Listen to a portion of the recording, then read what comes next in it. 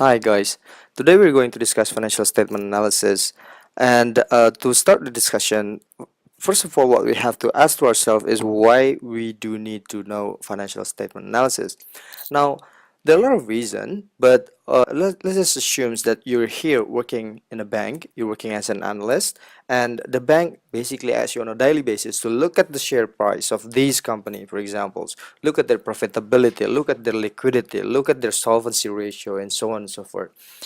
Forget about those sophisticated terms. What these boss actually want you to do is answer this question: should we buy the shares of the company, or if there's company who asks for loans, should we give them the loans? So this is basically the questions that need to be answered when they're talking about liquidity, solvency, and so on and so forth. How you can do that? There are a lot of ways to do that, but one of them is you look at the financial statements and you make some sort of analysis based on the financial statement. Now, financial statement analysis is basically a small part of business analysis. So if your company probably wants to invest in one other company, you conduct business analysis. If you're working in the bank and the bank wants to give loan to a certain company, you conduct business analysis. So business analysis itself is divided into several terms with several specific goals. Some people say it's a credit worthiness analysis. When a bank do business analysis towards a company, that's called credit worthiness. Um, when there's a other company who wants to invest in other companies' shares, it called equity valuations. But basically, this what is similar is these two business analysis. Both of them use financial statements as their main source. Why do they choose to use financial statements? Is because financial statements reduce uncertainty and increase confidence in making business decisions. Now we look at the steps in analyzing financial statement. Now we do know that there are a series of analysis we can do in financial analyzing financial statement. The first is business environment analysis. Second is accounting analysis, financial analysis, and the last one is prospective analysis. Let's go through one by one.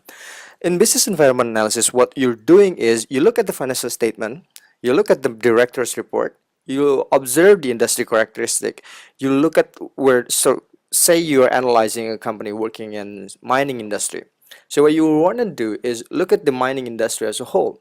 You want to look at Bloomberg, you want to look at the Age, you want to look at other media, you want to know the industry characteristic, you want to know what drives the revenue in that industry. And we also want to know how the company, specifically our company that we're going to analyze, how the company deal with this kind of industry.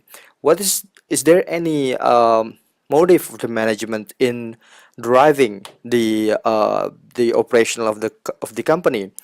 We can look at the motive basically, and on the remuneration report we can look whether the management actually have some sort of compensation based plan that could be given if the company works well. So basically we want to know the overview of the company. This is step one. Now after we understand the condition of the company, we can go to the step number two, which is accounting analysis. What we basically do in accounting analysis is we make some sort of adjustments. Now we do understand that the company's financial statements is on 31st of December, but probably you use it not on the date. You'll probably use it on April. You probably use it in June or July. Now you have to make some sort of adjustment because things probably have changed. The asset value probably no longer worth exactly the same as the as stated in the financial statements. So these kind of adjustments that need to be conducted before you go on further. We just the non-value added information such as non-recurring items, restructuring charges, and so on. And we also look at whether there are some sort of earning managements going on in the company. Now let's look at how we can do this. First, we look at the financing activities. We can analyze even with some sort of adjustment. We look at whether the company conducted an off-balance sheet financing, whether the company miscategorized the leasing that they have. After that, we can analyze and we adjust investing activities. We look at the securities, receivables, derivatives, whether the company already valued them uh, according to the standards. Company investment, whether there are international investment has been made by the company, whether there are some sort of combination, business combination happen and the operation of the company. And the last one is also look at the operational activities, and we want to make some sort of adjustments. We evaluate the accrual principles in their income statements. We want to know whether the incomes generated by the company is strong enough.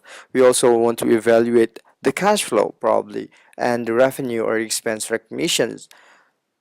Now, after we conduct the accounting analysis and we are sure that we already have the numbers that reflect the economic reality of the company, we can go on to the next step. Now, the third step we're going to do is we want to conduct financial analysis. Now, what we want to do is basically evaluating financial positions and the performance of the company using the financial statement that we have already adjusted using the accounting analysis. Now we want to do the financial analysis by conducting first what we call as cash flow analysis. We do this basically by evaluate the source and the use of the cash. We want to know the policy of the company and make use of the most valuable asset that the company probably has, which is the cash itself.